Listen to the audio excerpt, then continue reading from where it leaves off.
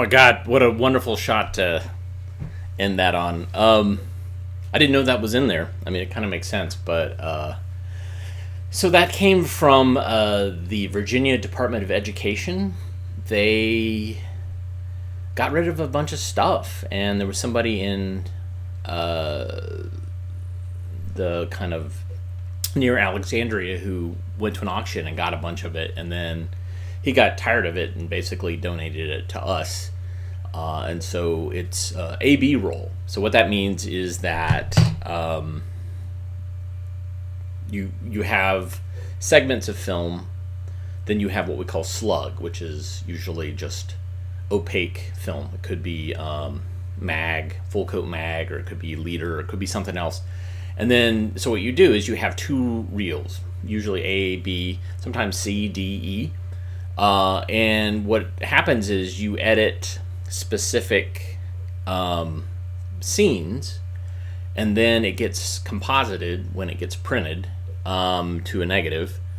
And sometimes special effects are used, like a fade or some sort of transition. And that's so you mark them up and you send them to a lab. And what happens is you have a sync point, usually a punched out hole, and yeah, so it all lays out. So we got to see the first, the A roll. Then when you saw the leader, then that was starting the B roll. And so if you have a photographic memory, you can composite it in your head. Towards the end, I just started skipping around because I was like, oh, well, there's a lot of slug here. But yeah, so that's why sometimes we show stuff and there's kind of black slug in between. I'm back. I'm happy to be back. I had a wonderful time in Pittsburgh seeing friends. We will see if I got COVID, because the emails are flying around saying that, oh no, I have COVID. I didn't always wear my mask, but I mostly did. So, and I got all the boosters, so we'll see. We'll see what happens. Not looking forward to getting it, but if I'm going to get it, now's the time, so I get over it before the holidays. Let's see. Gosh, so many films to watch. Let's go ahead and start off with a film. Our good friends at Encyclopedia Britannica, and our very good friend, why don't I have his name handy? I wrote it down somewhere. James, where is it? Our narrator friend. You guys know it. I had it on a piece of paper, and I think I threw the piece of paper away. Oh, hold on. Whoops. Yeah, I wrote it down. James Brill. Our good friend James Brill, talking about Electrons. Enjoy. Electricity consists of elementary phenomena: the conduction of electricity through solutions, through gases, and through vacuum. In passing a current through a solution of silver nitrate, we find that metallic silver is deposited out. Exact relationship exists between the weight of this silver and the amount of electricity used.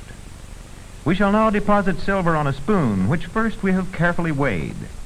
Then we make the spoon the negative electrode in this solution of silver nitrate, through which an electric current is passing. We measure the current with an ammeter and the time with a clock.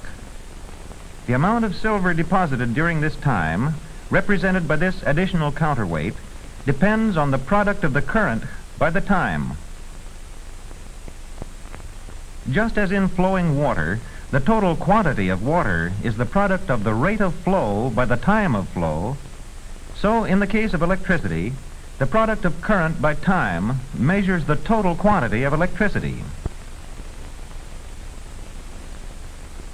Next, we use acidified water. The electric current here releases oxygen and hydrogen, accumulating in the vials at the top. Using the same current as before with silver, and for the same length of time, we discover that only 1/108th as much hydrogen by weight is released as was silver. Now, an atom of hydrogen weighs about 1/108th as much as a silver atom.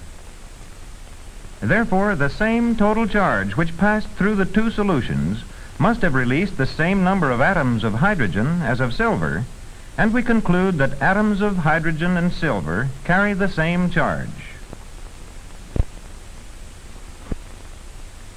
If we use molten zinc chloride, however, we find that only half as many atoms are removed from the solution by the same quantity of electricity. An atom of zinc must therefore carry twice the charge of a hydrogen atom. Similarly, it has been found that atoms of all elements carry simple whole number multiples of the charge carried by hydrogen. These, among others, 1 unit charge. These, 2 unit charges, and of the common elements, only aluminum, 3.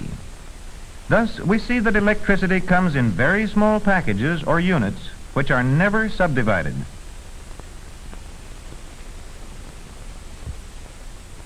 To this astonishing conclusion, we are led also by experiments on the conduction of electricity through gases.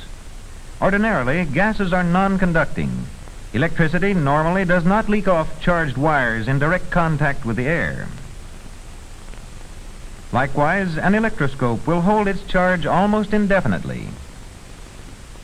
If, however, a flame is held near a wire attached to the electroscope, the leaves collapse at once. Similarly, X-rays produced even at some distance cause the charged leaves to collapse. We can explain these phenomena if we assume that the flame and the X-rays caused air molecules to become charged, some positively and some negatively. With a positively charged electroscope, negatively charged molecules are attracted to the knob and cause some of its charge to be neutralized. Furthermore, when the electroscope is negatively charged, positively charged molecules present cause the leaves to collapse. When the X-ray tube is turned off, these charged molecules called ions are no longer formed. Those remaining neutralize each other, and thus the air again becomes a non-conductor. To measure the charge of such ionized particles, oil is atomized, and the drops become charged in the process. A drop is allowed to settle between 2 charged plates. When the drop and upper plate are negative, and the lower plate is positive, the drop is pulled down by both the electric field and gravity.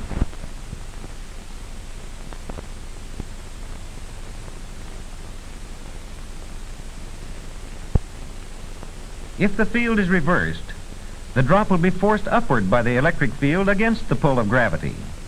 Therefore, the difference between downward and upward speeds permits accurate measurement of the charge on the oil drop. The charge on the drop may be changed by ionizing the air with X-rays. If a positive ion collides with a negative drop, the charge on the drop is reduced. The change in charge can be measured by the change in speed.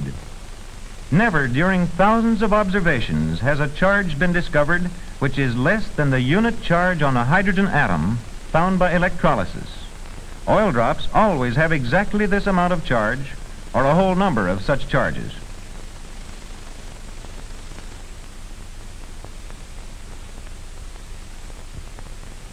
As to the charges themselves, it is only in vacuum that we can detach them from matter and observe effects due to them alone. This evacuated bulb contains a glowing filament and also an additional electrode. When this electrode is kept positive, a current is registered by the ammeter. No charges flow if it is negative. The evacuation of the tube has largely eliminated any gaseous ions which, if positive, could move from the electrode to the filament. Therefore, we must assume that negative charges from the hot filament have traveled to the positive electrode plate. This current can be carried for a considerable distance through vacuum. As we cease heating the filament, the flow of charges stops. This is the principle of vacuum tubes used in radios, phonographs, public address systems, and talking pictures.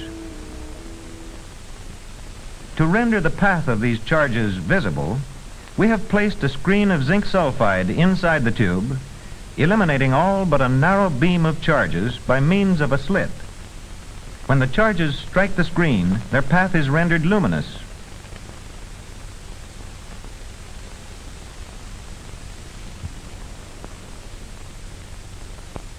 If a magnet is brought near, the path of the charges is deflected, just as a current in a wire would be. Here we have the current, but no wire, and since the tube is highly evacuated, there are no ion carriers either. Let us assume that each individual charge in this moving stream is the elementary unit charge of electricity determined in the oil drop experiment. These unit charges, which we call electrons, can even be swung around in circles by a suitable magnetic field. This offers a method of determining their mass. Just as it is possible to determine the mass of a stone at the end of a swinging rope, if we know the length of the rope, the speed of the stone, and the force the stone exerts upon the rope, so is it possible to determine the mass of these electrons. This mass has found to be 1/1845th of the mass of a hydrogen atom. A very convenient method of obtaining electron streams is to place a metal within an evacuated tube and then permit X-rays to shine upon it. This radiation releases electrons from the metal. The remaining positive charge soon prevents any more electrons from escaping. If, however, we insert another electrode kept positive with respect to this piece of metal, a continuous flow of charges is produced, which may be registered as current by a galvanometer. This electron stream has the same properties as that obtained from hot filaments. This phenomenon is used in the photoelectric cell. Such cells are adapted for soundtrack on film by using ordinary light with the more active metals like potassium or cesium. The varying opaqueness of the soundtrack changes the amount of light reaching the photoelectric cell in the projector. The cell, therefore, delivers a varying current, which is amplified by vacuum tubes and then translated into sound. Of the utmost importance to modern science was the astonishing discovery that, whatever the origin of the electrons, hot filaments of tungsten, or X-rays on zinc, or led to the discovery of the electrons, elementary units of electric charge. These electrons constitute the fundamental building blocks of the atoms and molecules of matter in its infinite variety of forms.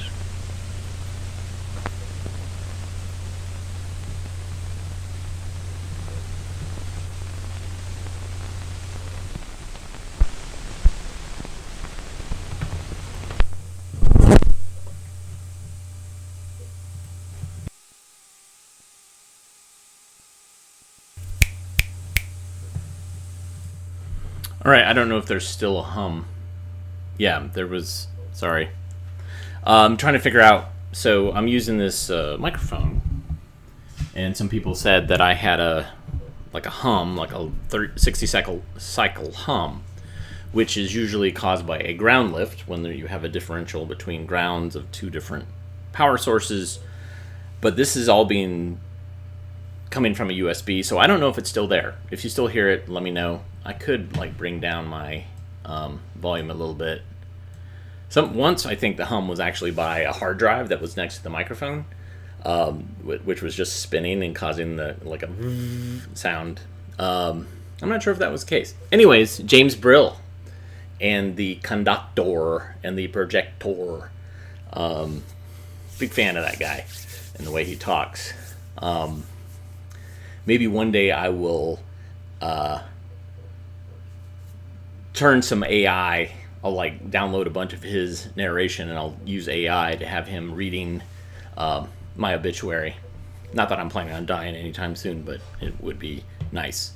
And nobody at the ceremony or the service would understand what's going on. So I'm a little bit filled with beans today because I spilled some coffee, then I made some more coffee that was provided by a fan who works at a coffee shop and shows the show. They're based in Eugene, Oregon. Let me get the bag real quick.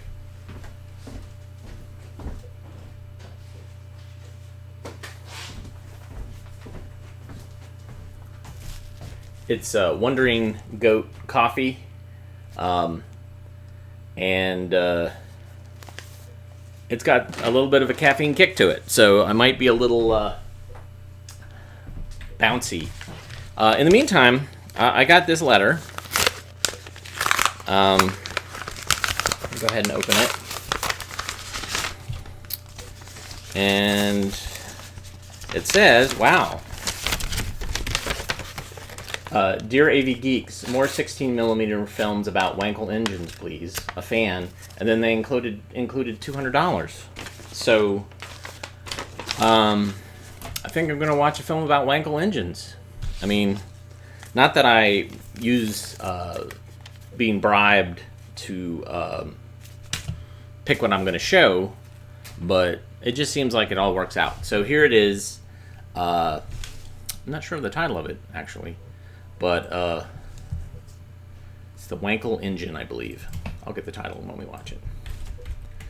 Wankel Engine. You could tell I'm all discombobulated. I'm like answering a bunch of emails and doing all sorts of things. So here it is. The Wankel Engine. Enjoy.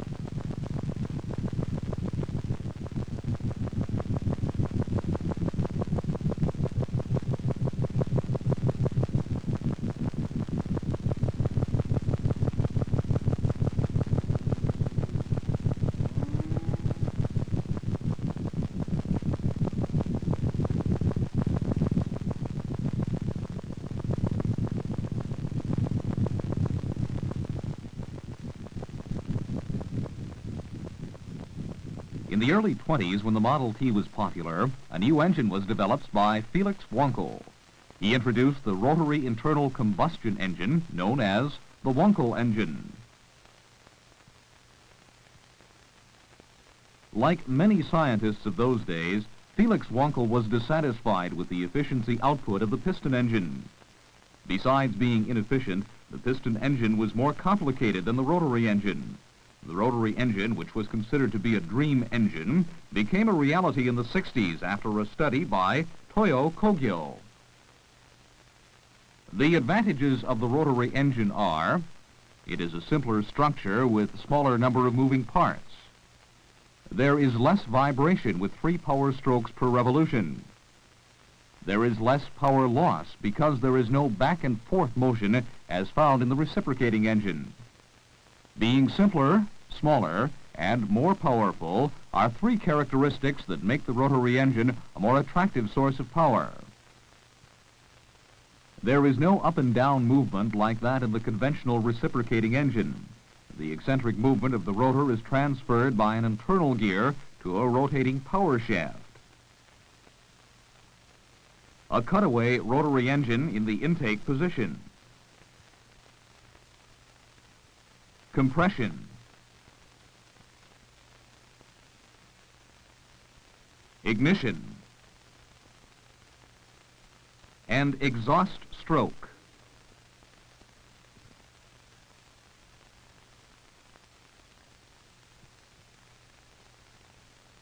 The trochoid chamber in the area in which the rotor revolves. A rotor is the triangular-shaped piston which rotates in the trochoid chamber. The ignition system in the rotary engine is different from the conventional reciprocating engine. A cutaway of the reciprocating engine on the intake stroke.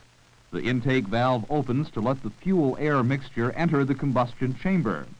During the compression stroke, both valves are closed. The compressed fuel-air mixture is ready for ignition from the plug. The spark plug fires when the piston reaches the top part of the cylinder, creating a power stroke which pushes the piston downward. During the exhaust stroke, the exhaust valve is opened, allowing the consumed fuel-air mixture to leave the combustion chamber. A major difference between the piston and the rotary engine is the ignition system. In the piston engine, the spark plug is in the same enclosed area as the fuel-air mixture at the time of ignition. But in the rotary engine, the spark plug might be ignited in this early position in idling speed or in this late ignition position during high-speed rotation. There is a possibility of misfiring due to the very low rotation of the rotor in idling or to the super high-speed rotation.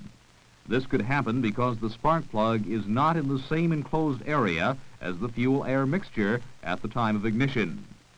The spark plug must ignite the fuel-air mixture in the indicated position for proper firing. It is limited to 1/2 rotation on the rotor. In the Wankel engine, there are 3 power strokes in 1 revolution. This characteristic makes the Wankel engine more powerful than the reciprocating engine. If we designate the rotor as a triangle, A, B, C, with the 3 sides as X, Y, and Z, when lobe A is just leaving 9 o'clock, side X is fired. When lobe A is almost reaching 12 o'clock, side Z is entering the compression stroke. At the same time, side Y is in the intake position. When lobe A is almost reaching 3 o'clock, side Z is fired. At the same time, side Y is in the compression stroke, following side X in the exhaust position. When lobe A is reaching 7 o'clock, side Y is fired. By the time lobe A reaches back at 9 o'clock, the rotor has completed 3 firings in 1 revolution. To review the combustion characteristics of the Wankel engine, this is how the 3 firings occur in succession. 1, 2, 3. 1, 2, 3. 1, 2, 3.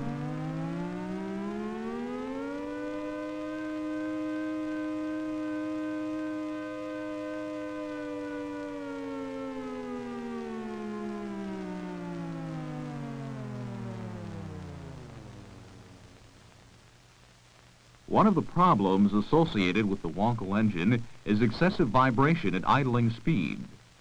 Assume that this rotor is rotating at 6,000 RPM. In slow motion, the ignition can be seen. The firing occurs while the rotor is in the late position due to the speed of the rotation of the rotor. Assume this rotor is rotating at medium speed. Here, shown in slow motion, the firing occurs while the rotor is in the earlier position. But during high speed, the ignition takes place in this position. Assume the rotor is now rotating at idling speed below 700 RPM. In slow motion, the firing occurs almost too soon to operate the engine. The ignition sometimes occurs before the compression chamber enters the spark plug area. This results in incomplete ignition, causing the unburned fuel-air mixture to be exhausted as white smoke. This defect causes the engine to jump, choke, and puff, thereby decreasing the power output. On the other hand, if the spark plug is positioned to fire correctly at idling speed, it will operate efficiently both at idling speed and medium speed. Notice the difference. This is the ignition when the engine is at idling speed. And this is the firing at medium speed. Both firings occur in the area where the spark plug is positioned.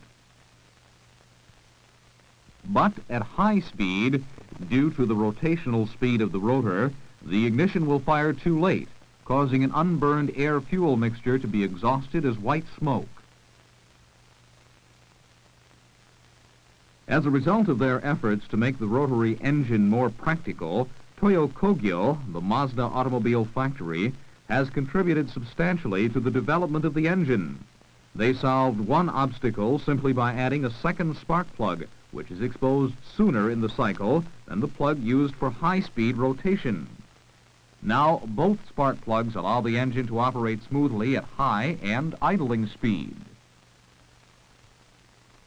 A slow-motion picture of a rotor at medium speed. Although the spark plug is positioned to operate best at high rotor speed, it still operates satisfactorily at medium speed. As the RPM of the rotor decreases to idling speed, the firing occurs too early to ignite the fuel-air mixture in the combustion chamber.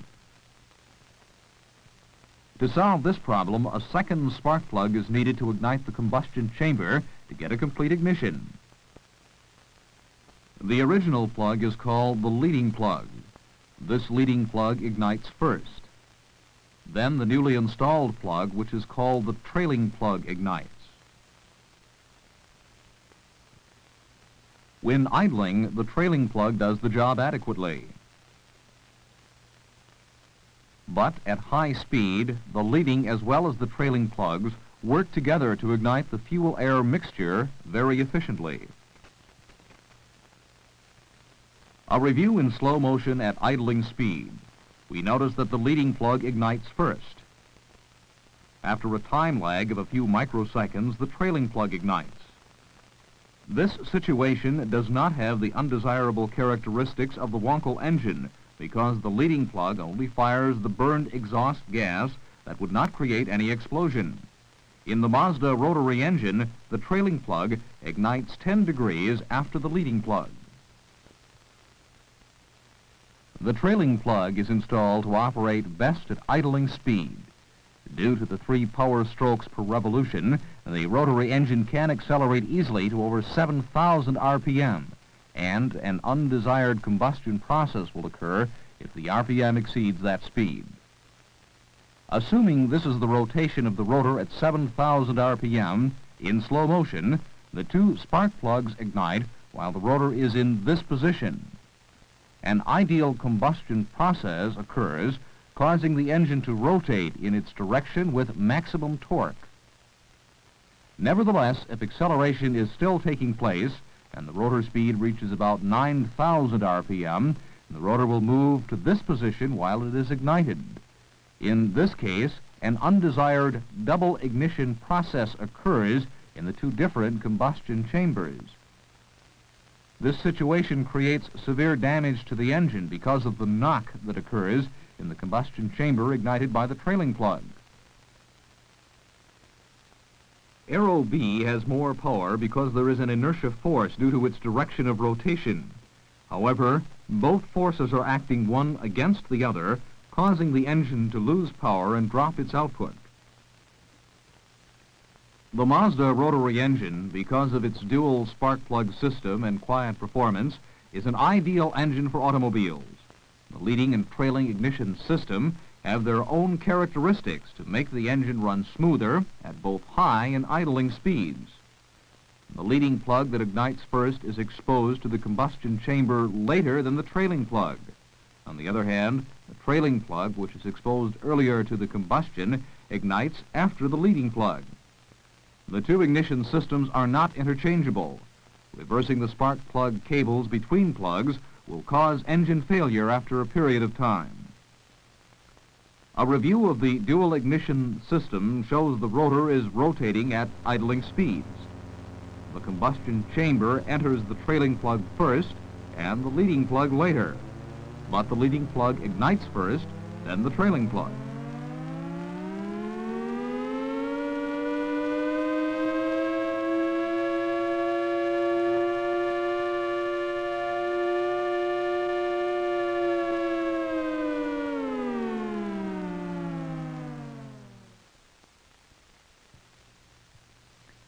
The weakness of a Wankel engine is in its idling. Most Wankel engines that employ a single spark plug idle at not less than 800 RPM. Occasionally, if the engine happens to idle slower than 700 RPM, it will run rough and hunt. A dual-plug Wankel engine will run smoother since the fuel-air mixture will burn more efficiently at high and idling speeds. As mentioned before, a spark plug ignites a mixture of fuel and air, which burns progressively and evenly in all directions. In slow motion at idling speed, the force of the compression after the ignition is forcing against the rotation of the rotor. By employing 2 rotors each with 2 spark plugs, the idling power loss is greatly reduced. In high-speed rotation, there is no match for a rotary engine. The free power strokes per revolution make it an ideal engine.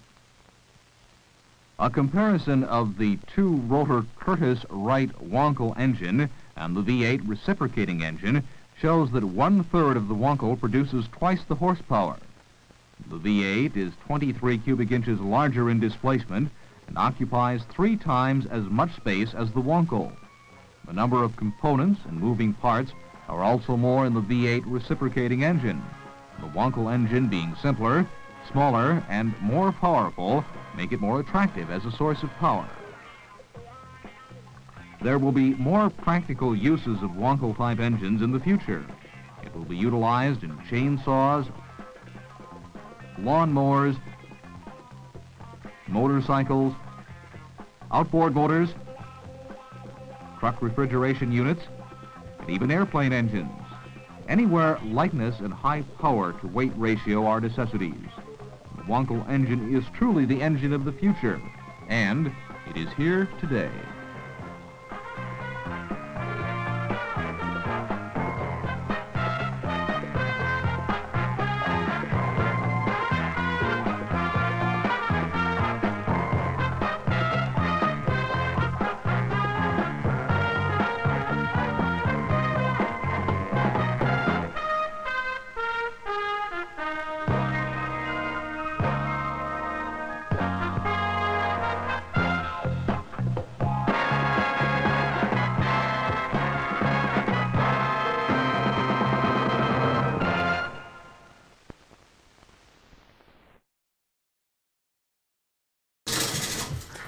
I fibbed.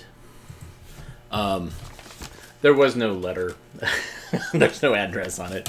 And how is it that I opened up the letter, read it, and they asked for a Wankel film, and I had just happened to have one set up on the... So I basically was coming up with an excuse to show a Wankel film from 1976.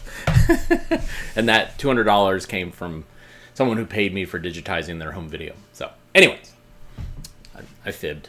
I'm a little naughty today, and it's really because I am a little bit over caffeinated, which is why I was like, well, let's watch this film. And then you saw me go over and start the film and just kind of like, la, la, la, la, la.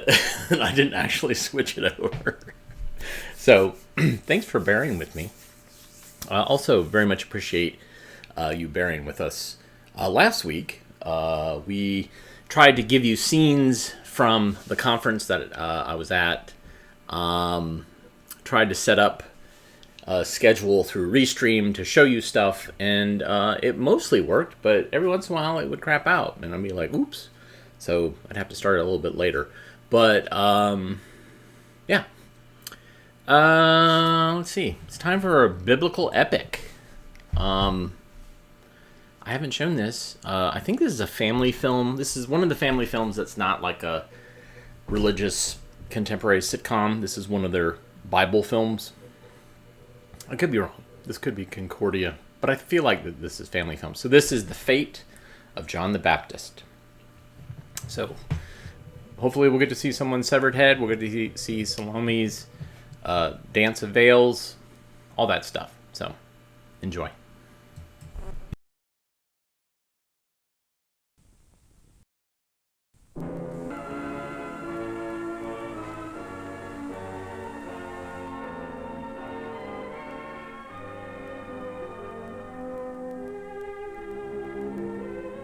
Films.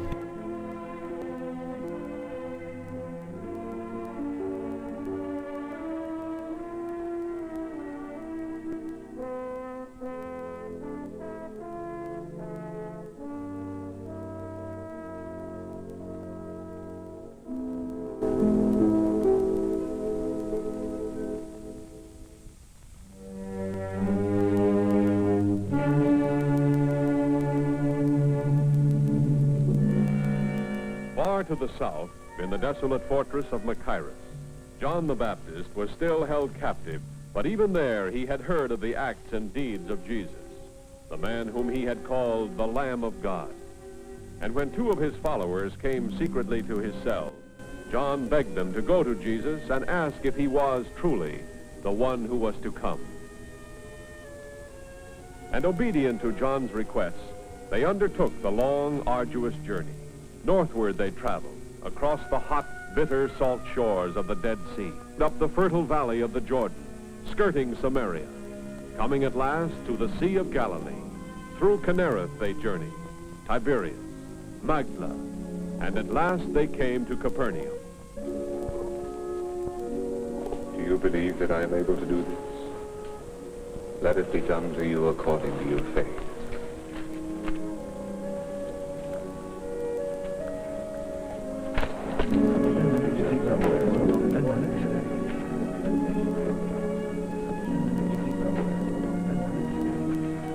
Rabbi, we come from the man, John the Baptist. He is imprisoned at Machaerus. But he has no fear. His spirit is as strong as ever. He sent us to ask a question of you. Ask what you will. He said, seek out the Nazarene, and when you have found him, ask him this. Are you he who was to come, or shall we look for another? Go and tell John what you have seen and heard. The blind receive their sight. The lame walk. Lepers are cleansed and the deaf hear. The dead are raised up, and the poor have good news preached to them. And blessed is he who takes no offense at me. We will tell him, Master. Word for word, as you have told us.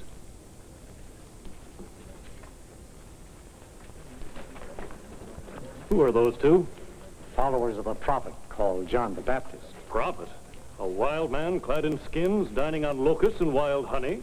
I've heard it said that he was sincere, devout. Ranting, raving madman. Enough. What did you go into the wilderness to behold? A reed shaken by the wind? A man clothed in soft raiment? Behold, those who are gorgeously apparelled and live in luxury are in king's courts. What then did you go out to see? A prophet? Yes, I tell you, and more than a prophet. This is he of whom it is written, Behold, I send my messenger before thy face, who shall prepare the way before thee. Truly I say to you, among those born of women, there has risen no one greater than John the Baptist. But to what shall I compare the men of this generation? What are they like? They are like children sitting in the marketplace and calling to one another, We piped to you and you did not dance. We wailed and you did not weep. For John the Baptist has come eating no bread and drinking no wine, and you say he has a demon. The Son of Man has come, eating and drinking, and you say, Behold, a glutton and a drunkard, a friend of tax collectors and sinners. Yet wisdom is justified by her deeds. Now you are hearing the truth, real truth, not the half-truths of men. Men who would weigh us down with a yoke of 1,000 laws, laws that we cannot understand. Come to me, all ye who labor and are heavy laden, and I will give you rest. Take my yoke upon you and learn from me, for I am gentle and lowly in heart, and ye shall find rest for your souls. For my yoke is easy, and my burden light.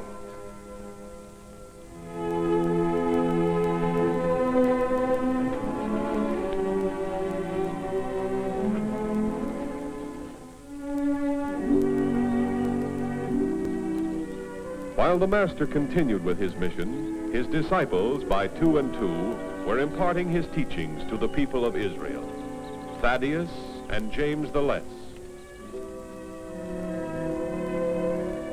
Bartholomew and Thomas, bringing word of a new concept of God's kingdom, of a kingdom in which the living Spirit of God ruled by love.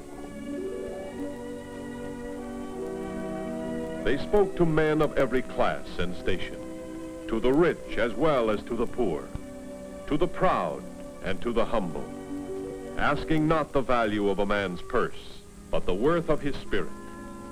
And the truths that Jesus had taught them, they taught to all who received them, explaining as the Master had explained, patient as he was patient with them, eager to share with all men the story of God's love as they had learned it from Jesus' lips. They were plain men, able to speak simply to plain people, the first missionaries of Jesus. They spoke on the streets and in the homes, in the language the humble understood.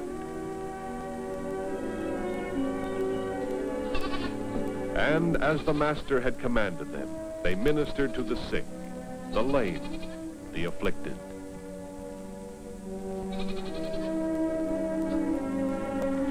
And that's the way my father taught me to make a splice. You never lose a net if you make a splice like that.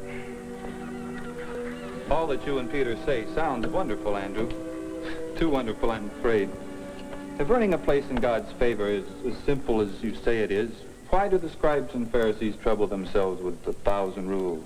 God's rules are simple. It's man's misunderstanding that's made them complex.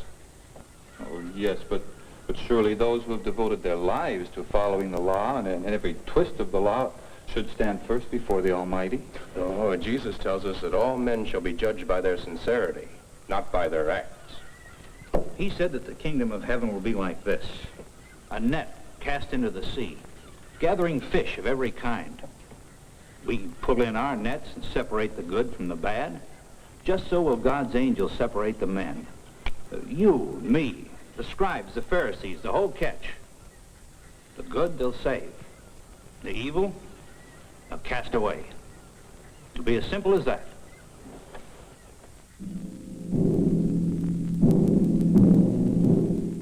Far to the south, John the Baptist's messengers returned to the grim fortress of Machaerus on the desolate eastern shore of the Dead Sea.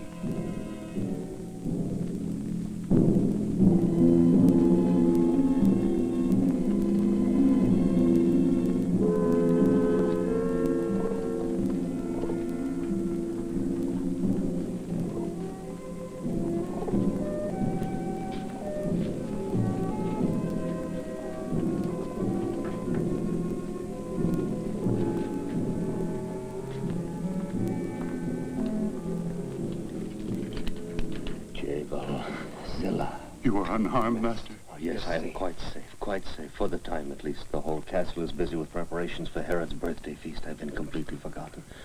But now tell me, the Nazarene, did you find him? And what did he say? We saw him at Capernaum. With a great crowd around him. Some sick, some crippled, some blind. And others, scores of others, who follow him from town to town, just to hear his voice. For the first wine, the Damascene. The light Damascene, spiced, of course. Then, I think, the red Bithynian. Then, with the roasted meats, that purple Cyprian. The Romans always love it. No, you fool. Put the incense up there, close to Claudius' chair. He adores the scent. His villa at Capua reeks of it. Well, what do you think? Have I neglected anything? Nothing trivial. Well, I should hope not. Every detail is important tonight. Not only will all my chiefs be here, but the senator from Rome as well. So you have said repeatedly. He is close to Tiberius, very close. If he speaks well of me when he returns to the capital... And do you think one banquet is going to keep him from telling him the truth? That your subjects jeer you, revile your name, threaten open revolt, and all because of one man? Oh, that again. Yes, again.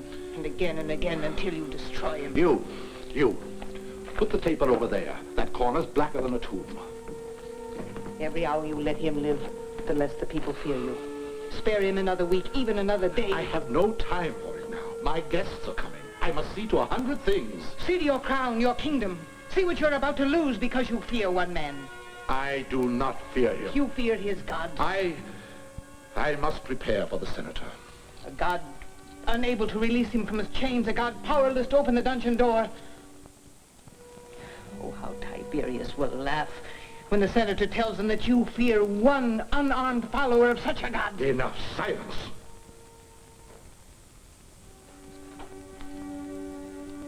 Wait. See that the Princess Salome is prepared to dance for my guest tonight. My daughter dance for your wine-drenched guests? It is my order. I command it.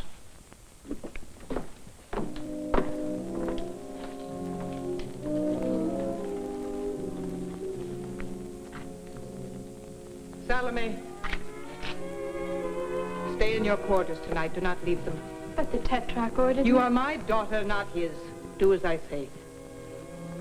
It was his thought, not mine. He thought his guests would be flattered if a princess danced for them. The whole country ready to rise because of one man he's too superstitious to execute, and all he thinks of is to flatter his guests. Do you know why he fawns on the emperor's minions? Because he counts on Roman legions and Roman interest to protect him. He is of the Herodian line, but we aren't, not you and I. But surely they would guard us. Guard us? Why, I would be the first one blamed. The woman the Baptist reviled as the symbol of wickedness? I'd be a scapegoat thrown to the mercy of the mobs, and you with me. No, Mother. Go to him. Plead with him. No. No, I've goaded him as far as I dare. But there might be one way. If you did dance tonight, and your dancing pleased him, he would be sure to offer you a reward. A gift as a token of his pleasure. And in the presence of such important guests, he would be eager to appear more than generous. He might even offer you your choice of gifts. No, Mother. You must. You must. Many who followed you now follow him, but none are certain whence he draws his powers. Do you know, Master? Once before, near the Jordan, I was asked this question. My answer is still the same. No one receives anything except what is given him from heaven. As for the people turning to him, so be it. So be it. He who has the bride is the bridegroom. The friend of the bridegroom rejoices in the bridegroom's voice. And therefore this joy of mine is now full. He must increase. I must decrease. Oh, now it is long past time for you to go. I have endangered you holding you this long. Oh, the danger. We are not afraid, Master. You have done well. Extremely well. Now I know a greater peace than I have ever known. May the grace of the Lord be with you. And with you, Master. You, Master.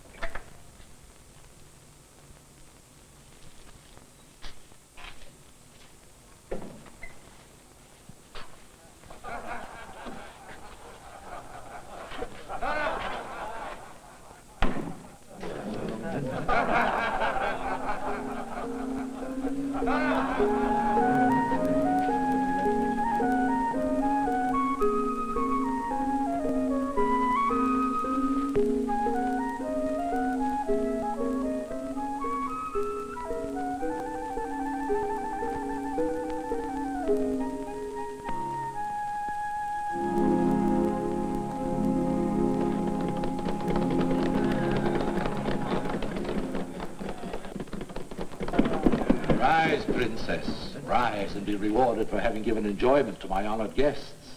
You have pleased us. Now it is my pleasure to please you. Name your reward. One worthy of a princess of the Herodian house. Your Majesty has been so generous to me already. Come, speak up. Your choice of the jewels in my coffer? A villa of your own beside the new palace? Ask me for whatever you wish, and I will grant it. I know not what to say, Majesty. Take time. Think what you most desire. And on my oath as Tetrarch, whatever you ask me for, I will give it to you. Even to half my kingdom.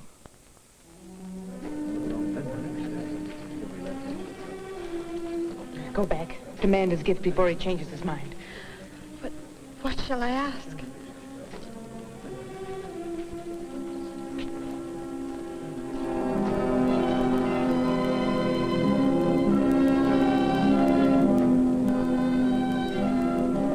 Yes, I am very fond of her, as if she were my own child. And indeed, we are of the same blood. My half-brother Philip is her father, and we are both direct descendants of my father, Herod the Great. Aha! So you made up your mind so quick? Yes, Majesty. Then speak. And on my oath, your desire shall be yours. What shall it be? I want you to give me at once the head of John the Baptist on a platter.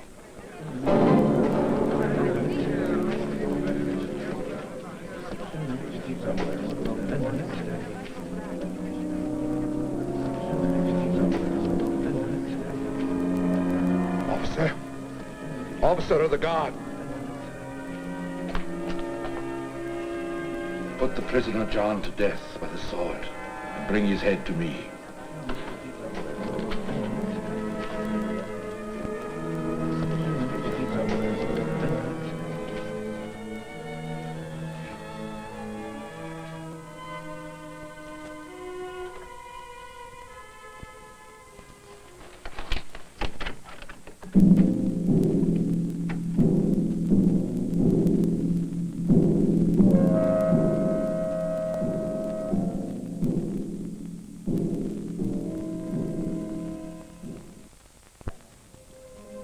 Or what woman, having 10 silver coins, if she loses 1 coin, does not light a lamp and sweep the house, and seek diligently until she finds it? And when she has found it, she calls together her friends and neighbors, saying, "Rejoice with me, for I have found the coin I lost." Even so, I tell you, there is great joy before the angels of God over one sinner who repents. Master, do you remember us? The men sent to me by John the Baptist. Yes, and welcome. We have come to be your followers, Master. We and these 3 who have journeyed with us, they were his followers too. Were? He was beheaded by order of Herod Antipas. We carried the body to a tomb. Now we would follow you.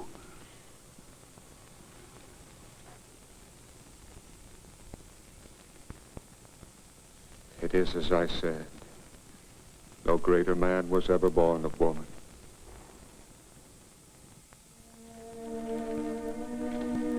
Their first missionary journeys completed, the 12 returned to Capernaum, where Jesus welcomed them.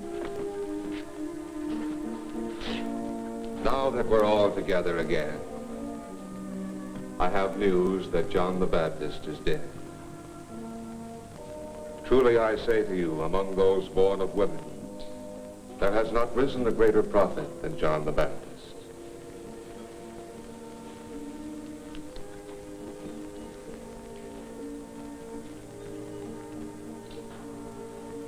And he said to them, "Come away by yourselves to a lonely place and rest a while." For many were coming and going, and they had no leisure even to eat.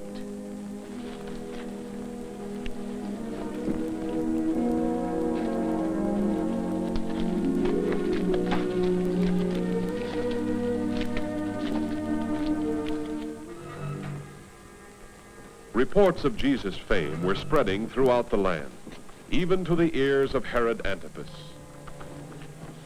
The hour grows late, my lord. Have you an appointment with the dawn? I have no wish to sleep. No?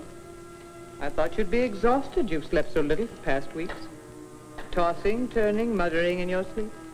I've had bad dreams. Hideous dreams. Was that the messenger from the coast? Oh, What gossip had he from Caesarea? none. He came from the Decapolis. He brought reports on a man, Jesus, a rabbi from Nazareth. Things must be dull in Galilee. That's all the news he had to tell.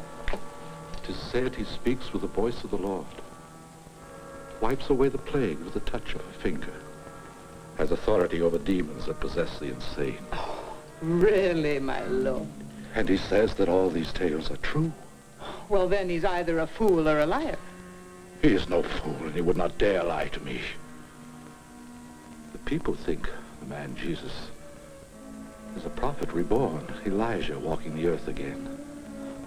Or Jonah or Jeremiah. Samaritan folklore. Old wives' tales to frighten children. Perhaps, perhaps. Yet he said another is coming. He said? Who said? The man whom I had killed. John they call the Baptist.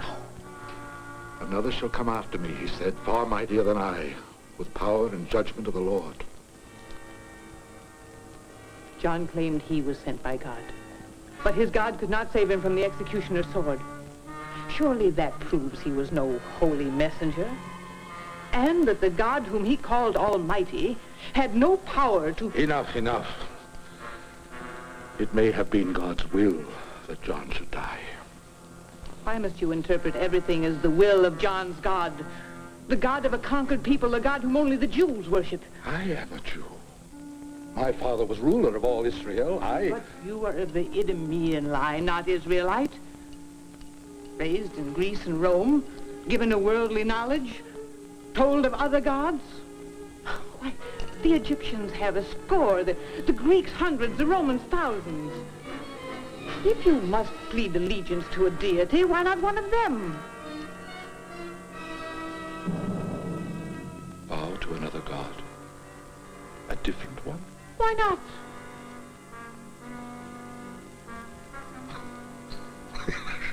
Yes. Why not?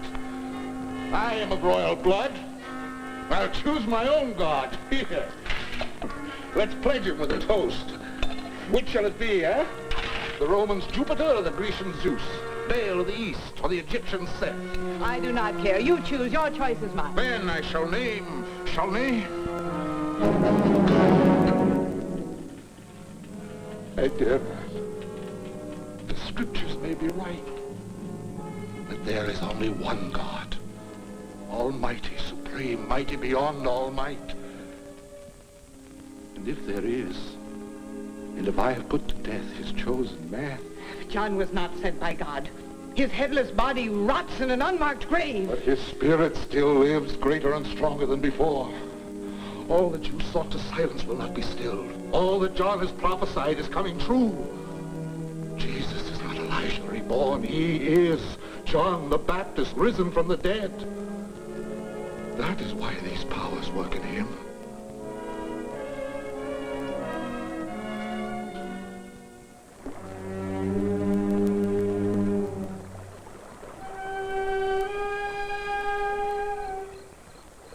During the days that Herod, fearful and haunted, trembled in his fortress, Jesus continued his earthly mission.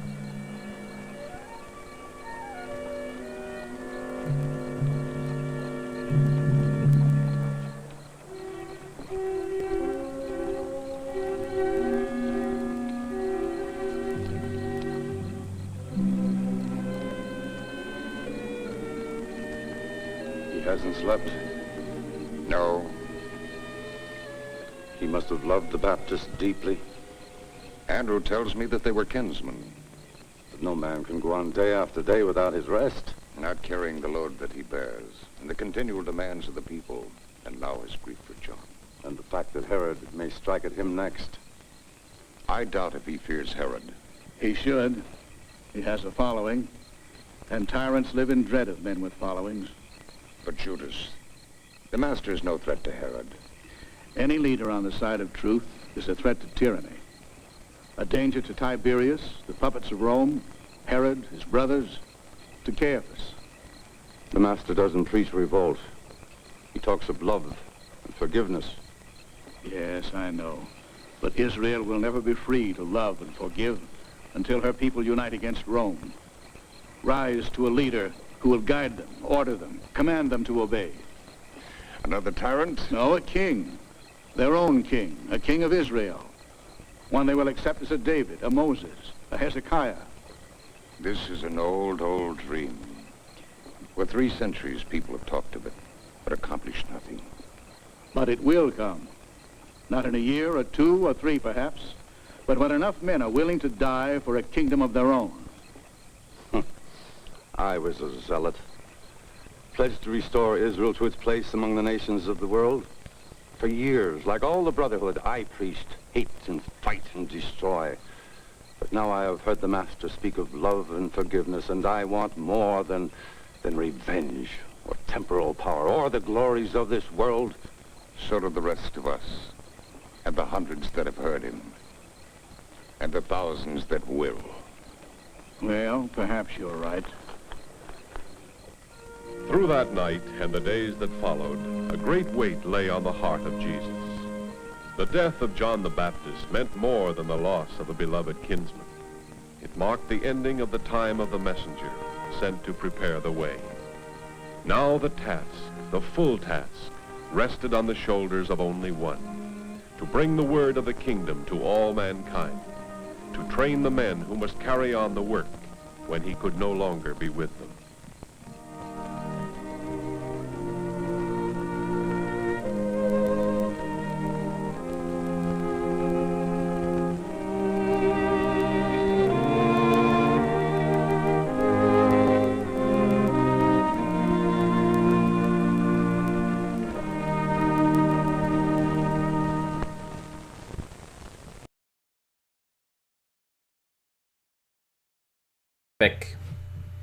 Where am I? Yeah, so cathedral films. I had guessed either family films, because there are a series of Gospel Jesus films with reenactments that were distributed by family films. And then I guessed Concordia, which is another religious educational film company. And then I forgot about Cathedral. Cathedral is another religious educational film company, and there were quite a few, so much so that let's see, in the educational screen journal, that there was a whole section dedicated to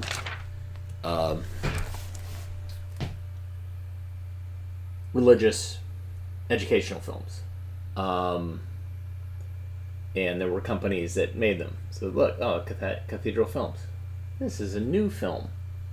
What is the film? This was... It doesn't say the title. It's Bible stories. Are always new. So the deal is that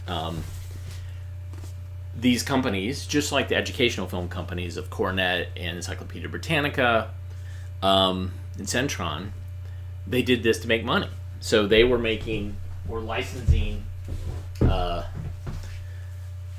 films that showed reenactments of the Bible, from the Gospel, etc., Old Testament. And I guess what that ad is telling me for Cathedral Films is that some of these companies were just licensing old footage. So it would, you'd watch this thing, and it was in black and white, and was silent and with intertitles, and it just didn't resonate with the contemporary audiences, and they wanted something in color with sound and music and drama and that. So I got to say that Fate of John the Baptist was pretty dramatic. Although I feel cheated, I'm sure you all do. But anyways, thanks for tuning in today. It's great to be back live. We're going to continue testing to make sure that we didn't get COVID, because I had direct contact with people that later tested positive. So I'm in the basement, so I don't get my wife sick. Anyways, if you like what you saw, one thing you can do is hit the thumbs up button. The like button is great. The subscribe button. Those are ways to game the system. You can also buy us coffee at ko-fi.com/avgeeks, or go to patreon.com/avgeeks, and it's like a donation tip jar. Anywho, we'll be back again tomorrow, Tuesday, and we'll show you more stuff. Although I think as far as Wankel engines, I think I showed you everything I got. I don't know. Well, maybe we'll look and see. You guys are so interested in them that maybe I'll try to find some more. All right. This is Skip Alzheimer, filled with beans. I'll see you tomorrow. Take care.